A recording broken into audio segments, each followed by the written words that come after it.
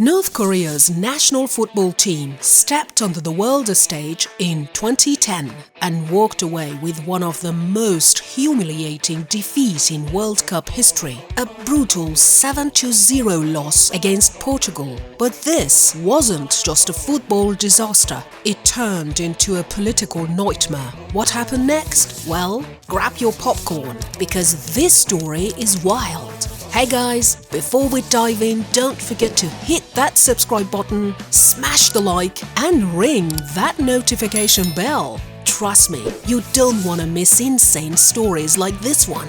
Alright, let's jump in. 44 years in the making.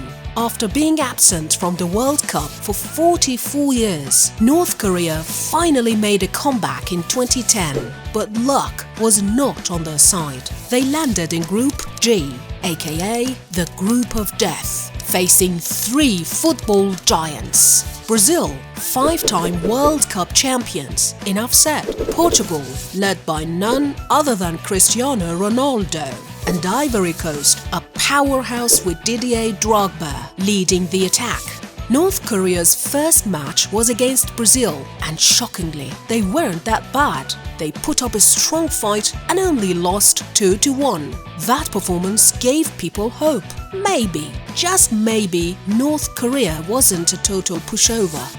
The North Korean government, feeling bold after that decent performance, made a shocking decision. They allowed the next match against Portugal to be broadcast live on national television. Now, for those who don't know, this was unheard of. In North Korea, all media is tightly controlled, and sports games are usually pre-recorded, edited and sanitized to make the country look good. But this time, they gambled. And oh boy, they lost big. The nightmare begins. A promising start, a terrible end. At first, things didn't seem too bad. North Korea held their ground for almost 30 minutes. The defense was solid, the players looked motivated, and for a brief moment it felt like they could actually keep up with Portugal. But then, in the 29th minute, Raul Meireles broke the deadlock and scored the first goal. North Korea was still hanging in there, but that's where the hope ended. Because what happened next was pure destruction. Portugal's unstoppable attack. 6 goals in one half. The second half started, and it was like North Korea had forgotten how to play football. Portugal went full beast mode and unleashed 6 more goals in just 45 minutes. The goal scorers: Simo Sabrosa, Hugo Almeida, Lietzen and Cristiano Ronaldo, while Thiago Mendes scored twice. It was a bloodbath. By the final whistle, the scoreboard read 7-0. It was one of the worst defeats in World Cup history. And guess what? Millions of North Koreans had just witnessed it live. The North Korean authorities freaked out. They immediately banned the live broadcast of future games. Why? Because they were terrified that such an embarrassing defeat might damage the image of the regime. In North Korea, the government wants people to believe their country is the best at everything, even football. So when their team got destroyed in front of the whole world, they needed to cover it up fast. And if you think that's crazy, wait until you hear what happened to the players after they returned home.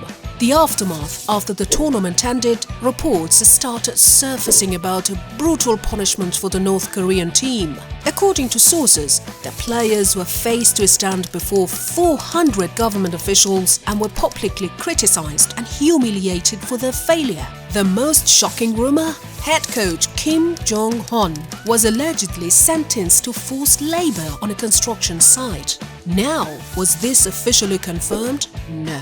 But FIFA got involved and started investigating the claims. Even Mohammed bin Hammam, the president of the Asian Football Confederation, confirmed that the players had been put under extreme pressure. And this wasn't the first time North Korean footballers had been punished.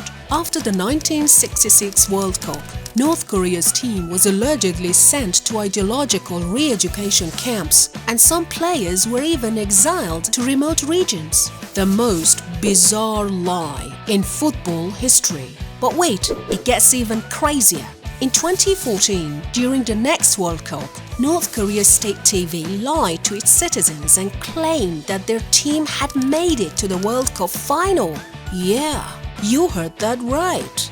According to the fake report, North Korea had beaten Japan, the USA and China to reach the final, where they were supposedly going to face Portugal.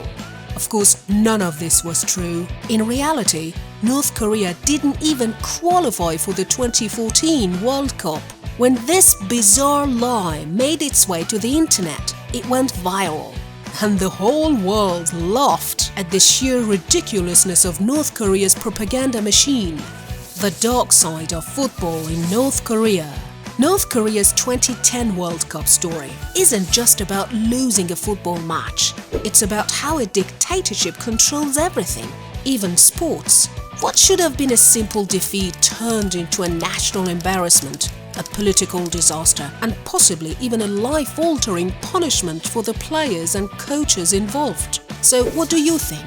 Were the players really punished? Do you believe the rumors? Let me know in the comments below. And don't forget, if you enjoyed this video, hit that like button, subscribe and turn on notifications for more crazy sports stories. See you in the next one.